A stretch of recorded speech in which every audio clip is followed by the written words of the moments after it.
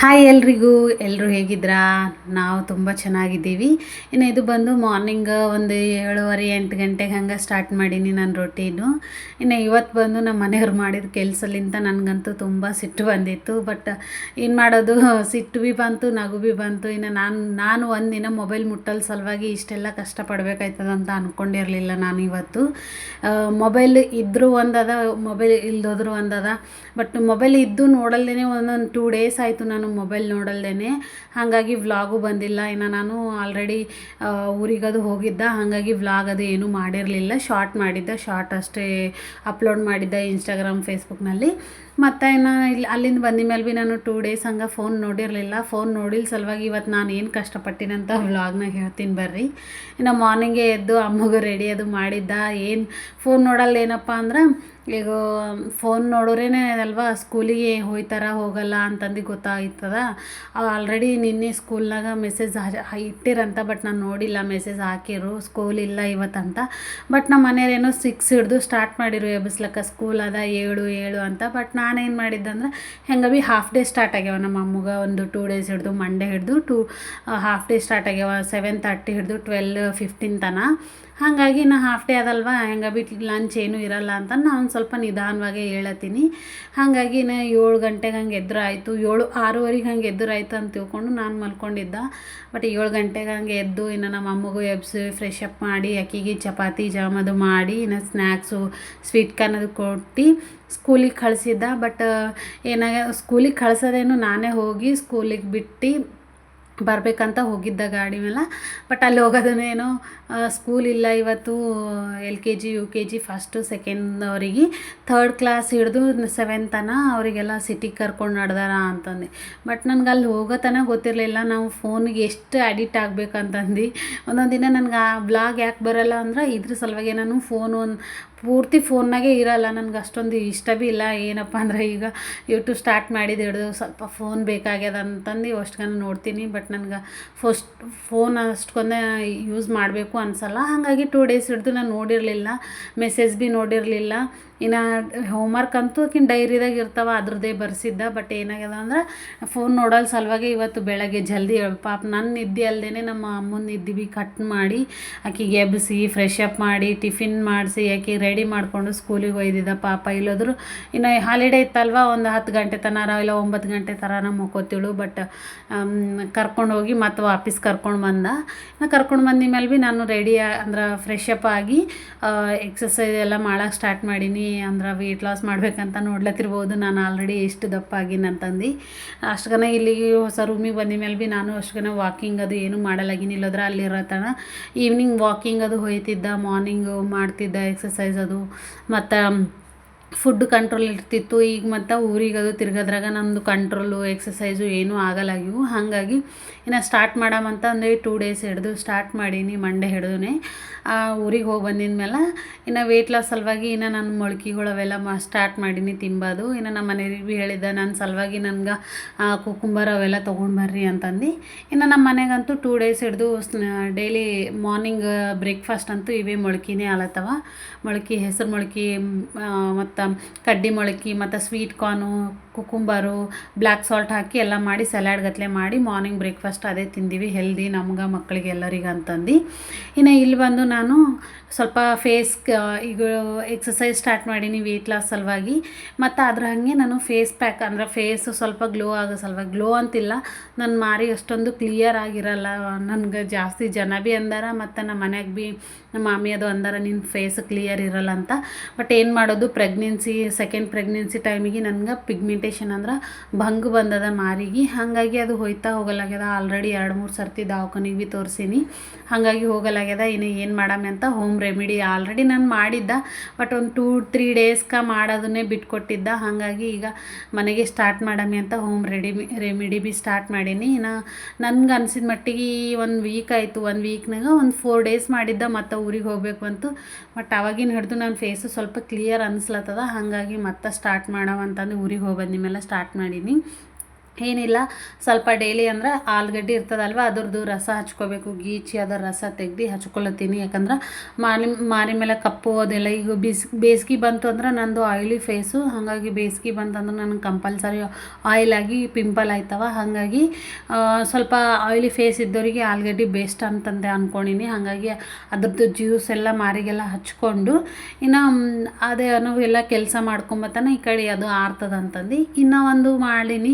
Beetroot cube ಮಾಡಿ ಅಂದ್ರೆ ice cube ಮಾಡಿ ಫ್ರಿಜ್ನಾಗ ಇಟ್ಟೀನಿ. ಯಾಕಂದ್ರೆ ಹಾಳಾಯ್ತದ ಅಂತಂದು ಇನ್ನು ಫ್ರಿಜ್ನಾಗ ಇಟ್ಟು ಕ್ಯೂಬ್ ಗತ್ಲೆ ಮಾಡಿಕೊಂಡು ಅವಾಗವಾಗ ಮಾರಿಗೆ ಅಪ್ಲೈ ಮಾಡ್ತೀನಿ. ಇನ್ನು ಈಗಿನ ಹಿಡ್ದು ಬರ್ತಾವೆ ವೀಡಿಯೋಸ್ ಅಂದ್ರೆ ಫೇಸ್ ವೆಯ್ಟ್ ಲಾಸ್ದು ಮತ್ತು ಫೇಸಿಂದು. ಇನ್ನು ಇಲ್ಲಿ ಒಂದು ಕಿಚನ್ದಾಗ ನಾನು ಸ್ಟಾರ್ಟ್ ಮಾಡೀನಿ ಕೆಲಸ, ಇನ್ನು ಪಲ್ಯ ಮಾಡವಂತಂದು. ನಮ್ಮ ಮನೆಯವರು ಇವತ್ತು ನಾನು ಸ್ಕೂಲಿಗೆ ಹೋಗಿದ್ದಲ್ವ ಅಂದ್ರೆ ಬಿಟ್ಟು ಬರ್ಲಕ್ಕಂತ ಹೋಗಿನಲ್ವ, ಹಾಗಾಗಿ ಹಂಗಸ್ಲತ್ತಿರು ಲಾಡು ತಿನ್ಕೋತಾ ಅವ್ರಿಗೆ ಖುಷಿ. ನಾನು ಜಲ್ದಿ ಎದ್ದು ಅದು ಇದು ಮಾಡ್ದೆ ಆಕಿ ಕಳಿಸ್ಬಂದು. ಇನ್ನು ಸ್ಕೂಲಿಗೆ ಒಂದು ಸ್ಕೂಲ್ ಇಲ್ಲೋಯ್ತಲ್ವ, ರೆಡಿಯಾಗಿ ಎಲ್ಲ ಮಾಡಿ ಸ್ಕೂಲ್ ಇಲ್ಲೋಗಿತ್ತಲ್ವ, ಹಾಗಾಗಿ ಬೇಕಂತ ಬಂದು ಕಿಚನ್ದಾಗ ಬಂದು ಹಂಗಸ್ಲತ್ತಿರು. ಅವ್ರಿಗೆ ಒಂದು ಸ್ವಲ್ಪ ಕ್ಲಾಸ್ ತೊಗೊಂಡು ಪಾಪ ಗೊತ್ತಿತ್ತು ಅವ್ರಿಗೆ ಇನ್ನು ಸ್ಕೂಲ್ ಇಲ್ಲ ಇವತ್ತು ಅಂತ. ಆಲ್ರೆಡಿ ಅವರು ನನಗೆ ಎಬ್ಸ ಟೈಮಿಗೆ ಹೇಳಲ್ಲ ಹೋದ್ರೆ ಇವತ್ತೇನು ಸ್ಕೂಲ್ ಇಲ್ಲ ಹೆಂಗೆ ಅಂತಂದು ಫೋನ್ ನೋಡಿ ಮೆಸೇಜ್ ನೋಡ್ಯಾರ.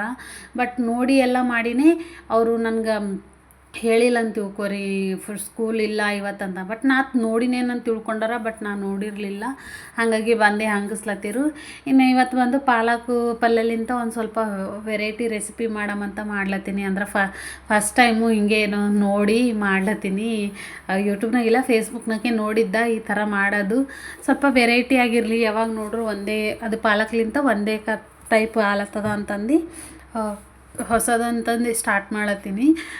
ಮಾಡಮಿ ಹೆಂಗೈತದ ಗೊತ್ತಿಲ್ಲ ಅಂತ. ಫಸ್ಟ್ ಏನಪ್ಪ ಅಂದ್ರೆ ಕಡ್ಡಿ, ಒಂದು ಥೋಡೆ ಶೇಂಗಾ, ಜೀರಿಗೆ, ಧನ್ಯ ಮತ್ತು ಒಂದು ಥೋಡೆ ಮೆಣಸಿನ್ಕಾಯಿ ಹುರ್ಕೊಂಡು ಮಿಕ್ಸಿಗೆ ಹಾಕ್ಕೋಬೇಕು. ಆಮೇಲೆ ಈ ಕಡೆ ನಾವು ಪಲ್ಯಕ್ಕೆ ಹೆಂಗೆ ಬಗಾರ್ ಹಾಕ್ತೇವಲ್ವ, ಉಪ್ಪು, ಅರಿಶಿಣ, ಎಣ್ಣೆ, ಜೀರಿಗೆ ಎಲ್ಲ ಹಾಕಿ ಬಗಾರ್ ಹೊಡೆದು ಒಂದು ಸ್ವಲ್ಪ ಉಳ್ಳಾಗಡ್ಡಿ ಫ್ರೈ ಆಗ್ಲಕ್ಕ ಅರಿಶಿಣ ಉಪ್ಪು ಹಾಕಿ ಚೆಂದ ಫ್ರೈ ಮಾಡ್ಕೋಬೇಕು ಉಳ್ಳಾಗಡ್ಡಿ.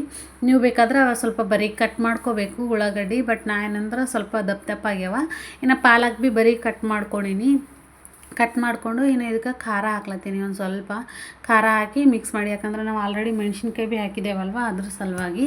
ಇನ್ನು ಖಾರ ಒಂದು ಹಾಕಿ ಮಿಕ್ಸ್ ಮಾಡಿಕೊಂಡು, ಯಾಕಂದ್ರೆ ಕಾಟ್ ಬರ್ತದೆ ಖಾರ ಹಾಕೋದನ್ನೇ, ಹಾಗಾಗಿ ಜಲ್ದಿನೇ ಮಿಕ್ಸ್ ಮಾಡಿಕೊಂಡು ಇನ್ನು ಪಾಲಕ್ ಹಾಕಿಬಿಡ್ಬೇಕು. ಅದ್ರೊಳಗೆ ಪಾಲಕ್ ನೀರೇನು ಹಾಕೋದಿಲ್ಲ, ಯಾಕಂದ್ರೆ ಪಾಲಕ್ ಆಲ್ರೆಡಿ ನೀರು ಬಿಡ್ತದಲ್ವ. ಹಾಗಾಗಿ ಒಂದು ಸ್ವಲ್ಪ ಎಲ್ಲ ಮಿಕ್ಸ್ ಮಾಡಬೇಕು. ಉಪ್ಪು, ಖಾರ, ಅರಿಶಿಣ ಎಲ್ಲ ಮಿಕ್ಸ್ ಆಗಬೇಕಲ್ವ. ಹಾಗಾಗಿ ಮಿಕ್ಸ್ ಮಾಡಿ ಇದಕ್ಕೆ ಮುಚ್ಚಿ ಬಿಡಬೇಕು. ಎಲ್ಲ ಅದು ನೀರೆಲ್ಲ ಹೋಗಿ ಗುಂಜ್ಕೊತದಲ್ವ ಪಾಲಕ್ಕು. ಹಾಗಾಗಿ ಅದೆಲ್ಲ ಇದು ಪಾಲಕ್ ಭೀ ಚೆಂದ ಫ್ರೈ ಆಯ್ತದ ನೀರಾಗ. ಅದ್ರ ಸಲುವಾಗಿ ಅದ್ರ ಮೇಲೆ ಮುಚ್ಚಳನ ಮುಚ್ಚಿ ಬಿಡಬೇಕು. ಒಂದು 10 ನಿಮಿಷ ಆಗಿದ್ಮೇಲೆ ತೆಗೆದು ನೋಡಿದ್ಮೇಲೆ ಪೂರ್ತಿ ಫುಲ್ಲು ಇತ್ತಲ್ವ ಪಾಲಕ್ಕು ಈ ಥರ ಚೆಂದ ಮೆತ್ತಗಾಗ್ಯದ. ಈಗ ಇದಕ್ಕೆ ಚೆಂದ ನೋಡಿ ಕಲಸಿದ್ಮೇಲೆ ಈಗ ನಾವು ಏನು ಹುರಿದಿಟ್ಕೊಂಡಿದ್ದೇವಲ್ವ, ಮಿಕ್ಸಿಗೆ ಹಾಕ್ಕೊಂಡಿದ್ದೇವಲ್ವ ಹುರಿದಿಟ್ಕೊಂಡು, ಅದು ಪೇಸ್ಟ್ ಹಾಕ್ಲತ್ತೀನಿ. ನಾನೇನು ಪೂರ್ತಿ ಹಾಕ್ಲತ್ತಿಲ್ಲ, ಒಂದು ಸ್ವಲ್ಪ ಹಾಕ್ಲತ್ತೀನಿ. ಯಾಕಂದ್ರೆ ಜಾಸ್ತಿ ಆಯ್ತದೇನೋ ಅಂತಂದು. ಯಾಕಂದ್ರೆ ಈವ್ನಿಂಗ್ ಟೈಮಿಗೆ ನಮ್ಮ ಮನೆಯವ್ರು ಇರಲ್ಲ, ಮನೆಯಾಗ ಡ್ಯೂಟಿಗೆ ಹೋಯ್ತಾರ. ಹಾಗಾಗಿ ಈಗ ಮಾರ್ನಿಂಗ್ ಅಷ್ಟೇ ಆಗೋ ಸಲುವಾಗಿ ನಾನು ಮಾಡ್ಲತ್ತೀನಿ. ಹಾಗಾಗಿ ಒಂದು ಸ್ವಲ್ಪನೇ ಪೇಸ್ಟ್ ಹಾಕ್ಕೊಂಡು ಅದು ಮಿಕ್ಸ್ ಮಾಡ್ಕೊಂಡು ಒಂದು ಸ್ವಲ್ಪ ಫ್ರೈ ಬಿಡಬೇಕು. ಅದ್ರಾಗ ಹಸಿ ವಾಸನೆ ಹೋಗೋತನ ಫ್ರೈ ಆಗಿದ್ಮೇಲೆ ಇದಕ್ಕೆ ನಮ್ಗೆ ಎಷ್ಟು ಬೇಕು ನೀರು ಅಷ್ಟು ಹಾಕೋಬೇಕು. ಇದು ಸ್ವಲ್ಪ ಗಾಢನೇ ಆಯ್ತದೆ, ಯಾಕಂದ್ರೆ ಅದ್ರಾಗ ಶೇಂಗಾ ಮತ್ತು ಕಡ್ಡಿಬೇಳೆ ಅವಲ್ವ.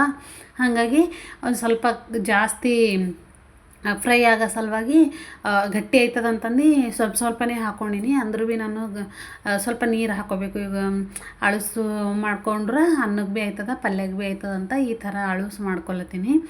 ಸ್ವಲ್ಪ ಜಾಸ್ತಿನೇ ನೀರು ಹಾಕ್ಕೊಂಡು.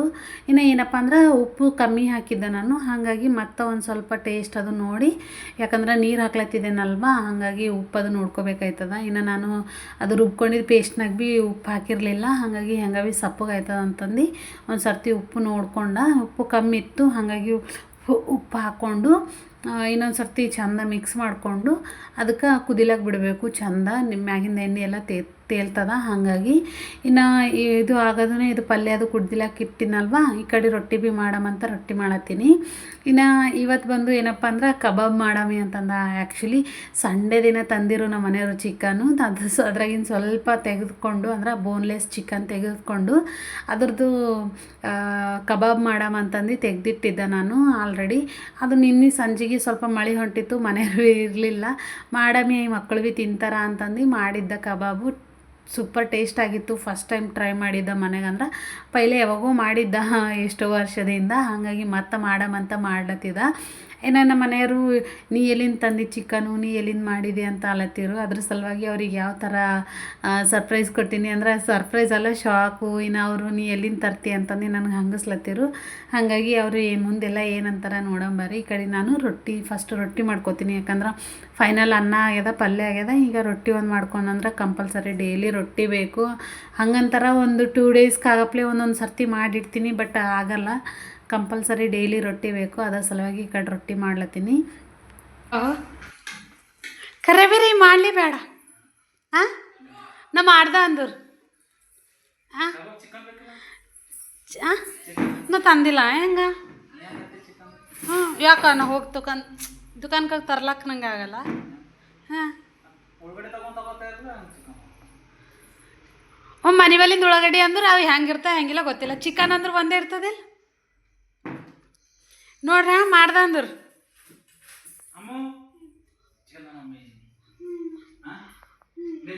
ನಿನ್ನೆ ತಿಂದಿರಿ ಇಲ್ಲ ಚಿಕನ್?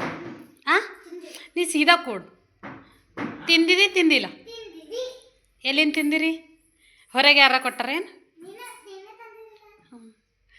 ತಂದ ಅಂದ್ರು. ಈಗ ನಾ ಮಾಡ್ದ ಅಂದ್ರೆ ಕಬಾಬ್ ಏನು ಶರ್ತಿ? ಹಾಂ ಏನು 500 ರೂಪಾಯಿ. 500 ರೂಪಾಯಿ ಮತ್ತೆ 2 ಕಿಲೋ ಚಿಕನ್ ಬರ್ತದೆ. ಹಾಂ ಮಾಡಲಿ? ಕರೆ ಅದೇ ಶರ್ತಿ ಕಟ್ರಿ. ತಿಂದಿದ್ದಿಲ್ಲ ಜನ ನಿನ್ನೆ? ಹಾಂ ಏನು ತಿಂದಿರಿ? ಎಲ್ಲಿಂದು? ಶಾಪಿನಾಗಿಂದು. ತೆಗೆ ತೋರಿಸ್ತೀನಿ ಇಂದರ್. ನಾ ಮಾಡೀನ್ರಿ.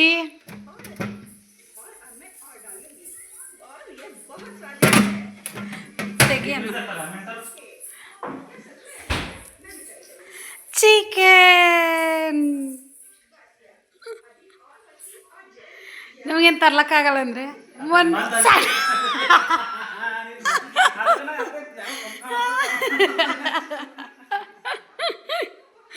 ಕರೆ ನಿಮ್ಮ ಮತ್ತೆ ನಂಗೆ ಕೇಳಿಲ್ಲಕ್ಕ.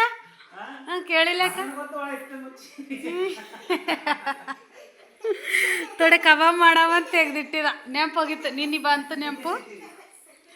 ಮಾಡ್ಲೆ? ಯಾಕ ನೋಡ್ಲತ್ತೀರಲ್ವ ನಮ್ಮ ಮನೆಯವ್ರು ಯಾವ ಥರ ಅಂದ್ರು ಅಂತ. ಕಂಪಲ್ಸರಿ ಅವ್ರು ಅಂದಿದ್ದು ನಿಜಾನೇ. ನಾನಂತೂ ಮ್ಯಾರೇಜ್ ಆಗಿದ್ಮೇಲೆ ಚಿಕನ್ ಏನು ತರಕಾರಿ ತರ್ಲಕ್ಕೆ ಭೀ ಹೋಗಲ್ಲ. ತರಕಾರಿ ತರ್ಲಕ್ಕೆ ಹೋದ್ರು ಭೀ ಮಾರ್ಕೆಟ್ಗೆ.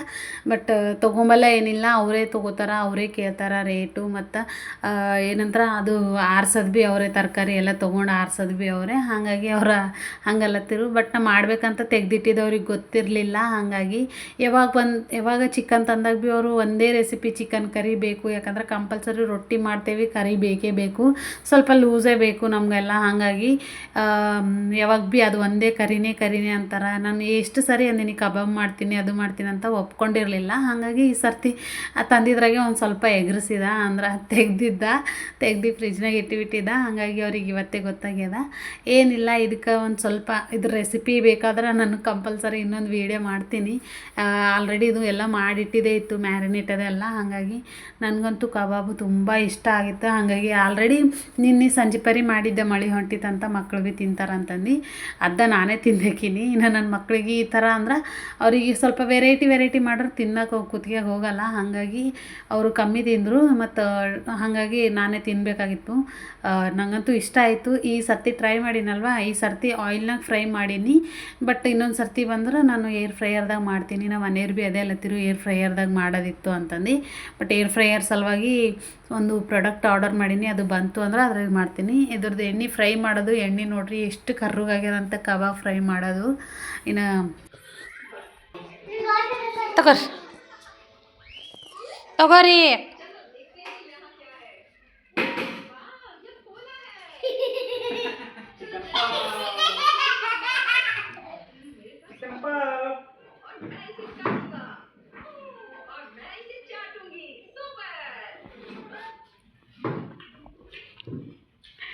ಹೆಂಗೀಗ ಮೊಳ ಬರಲ್ಲ ಅಂದ್ರಿಲ್ಲ ನಂಗೆ ಹಾಂ ಹಂಗಾಗ್ಯ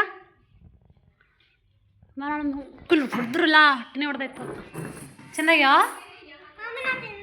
ತಗೋ ಹಾಂ ಹಾಕಮ್ಮ ಇನ್ನೊಂದು ಸರ್ತಿ ಏರ್ ಫ್ರೈಯರ್ದಾಗ ಅದ್ರೊಳಗೆ ಇದು ಮಾಡೋದು ತೊಗೊಂಡ್ರೆ ತೊಗೊಂಬಲಾಗಿರಿಲ್ಲ ನಾ ಮಾಡಿನ ಆರ್ಡರ್ ಮಾಡಿನ ಅದು ಬರತನ ಇರು ಯಾವಾಗ ನೋಡ್ರಿ ಒಣ ತೊಗೊಂಬೋದು ಅದು ಮಾಡಿ ಇದು ಮಾಡಂತ ಹಾಂ ಚೆನ್ನಾಗಲ್ಲ